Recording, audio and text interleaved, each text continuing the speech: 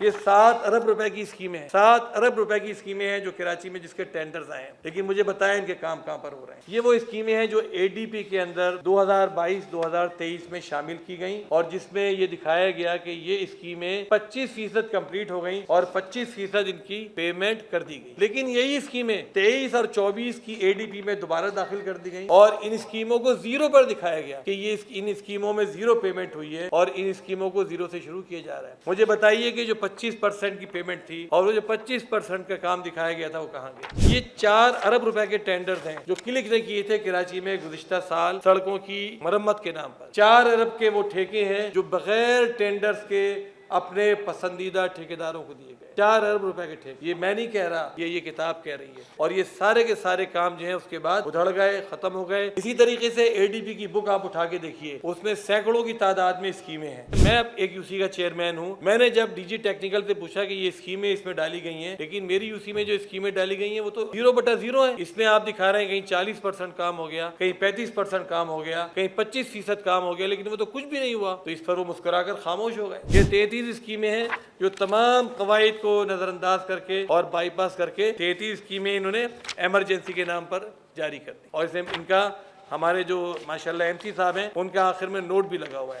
اور انہوں نے کیا کیا کہ اس کے جو 33 اسکیمیں جاری کی ہیں اس میں قواعد کو انہوں نے توڑ کر، قواعد کو نظر انداز کر کے کہا صرف 4 دن کے اندر اس کے ٹینڈرز کیے جائیں۔ میں یہ پوچھنا چاہتا ہوں کہ بارشوں کے بعد 1 سال بعد آخر کون سی ایمرجنسی ہے جو لگی ہوئی ہے؟ کون سا سیلاب ہے جو اس وقت آیا ہوا ہے جس میں ایمرجنسی لگی ہوئی ہے اور آپ پراپر طریقہ اختیار کر کے ٹینڈر نہیں دے سکتے؟ کلک نے $240 ملین کا قرضہ لیا ہے، $240 ملین۔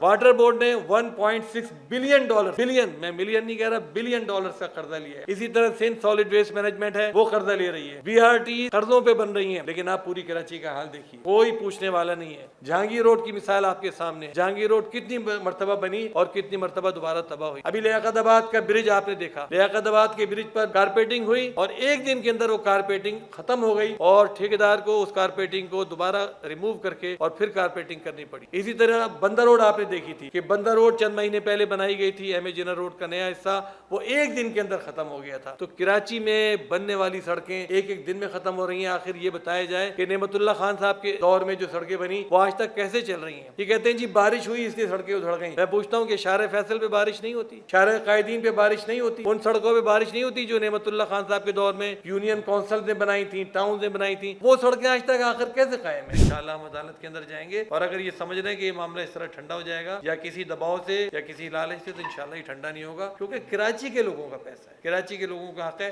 انہوں نے یونین کمیٹیز کو نہ اختیارات تفویض کیے نہ منتقل کیے، نہ ٹاؤنز کے اختیارات منتقل کیے نہ تفویض کیے۔ اس کے باوجود ہم اس کا رونا نہیں رو رہے۔ ہمارے ٹاؤنز بہترین کام کر رہے ہیں۔ ہمارے ٹاؤن میں اگر آپ جا کر دیکھیں تو اس میں اور دوسرے ٹاؤن میں آپ کو زمین اور آسمان کا فرق نظر آئے گا، لیکن ہم یہ پوچھنا چاہتے ہیں کہ جب سارے اختیارات آپ کے پاس ہیں پھر آپ کیوں نہیں کام کر رہے ہیں؟